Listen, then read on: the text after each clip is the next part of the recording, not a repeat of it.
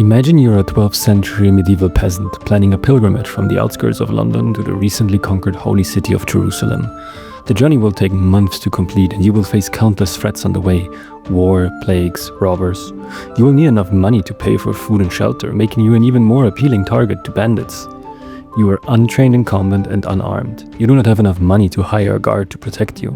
But what if there was a way to safely store your money back in London, while also being able to access your funds during your journey? Welcome to the Corvus Chronicles. The poor fellow soldiers of Christ in the Order of Solomon's Temple, more commonly known as the Knights Templars, were a Catholic military order that appeared after the First Crusade. Their initial purpose was to defend pilgrims on their way to Jerusalem, and they were also an elite fighting force in subsequent Crusades. However, apart from brute strength, they offered another kind of service. They operated a financial network spanning the whole Christian world, with branches throughout Europe and the Middle East, offering a medieval banking service to the public. A pilgrim from London could deposit coins, silver, gold, or jewelry within one of the many Templar strongholds and receive an official letter outlining exactly what and how much they had. The traveler could then withdraw that money along the route.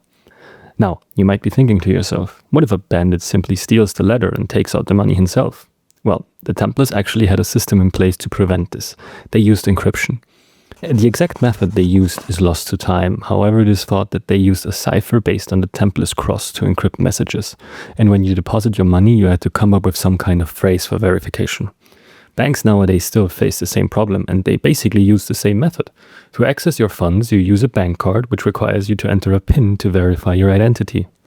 The idea of a letter of credit was not invented by the Templars. The Chinese Tang dynasty already operated something similar for the merchants back in the 7th century, where they could deposit funds for protection and have checks drafted which third parties could cash in.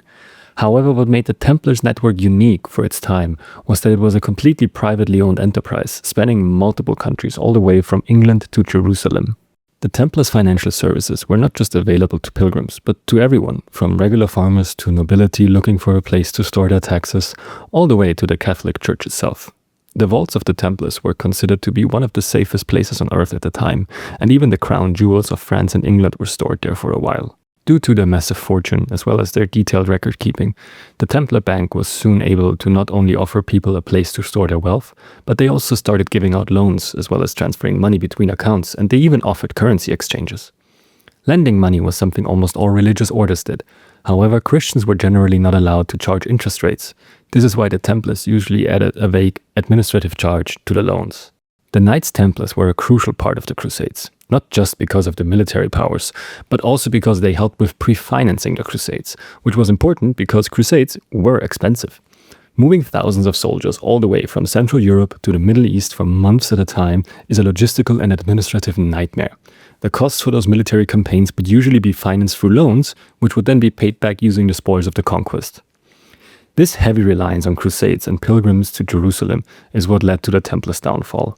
After Jerusalem fell back under Muslim control at the end of the 13th century, the military orders were in shambles. Nobility was heavily in debt, and the constant revenue stream of pilgrimages was cut off.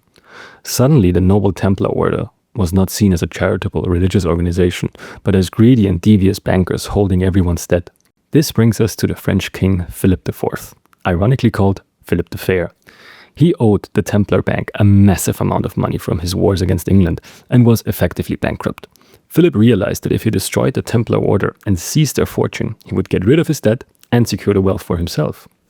So in the year 1307, the king made his move and ordered a raid of the temple in Paris. He had prominent Templars arrested and tortured them to confess to a multitude of crazy sins, like homosexuality, spitting on a cross, or worshipping a severed head. Under pressure from the king, the Pope, Clement V, had no choice but to issue a papal arrest warrant for the Templars and to dissolve the order.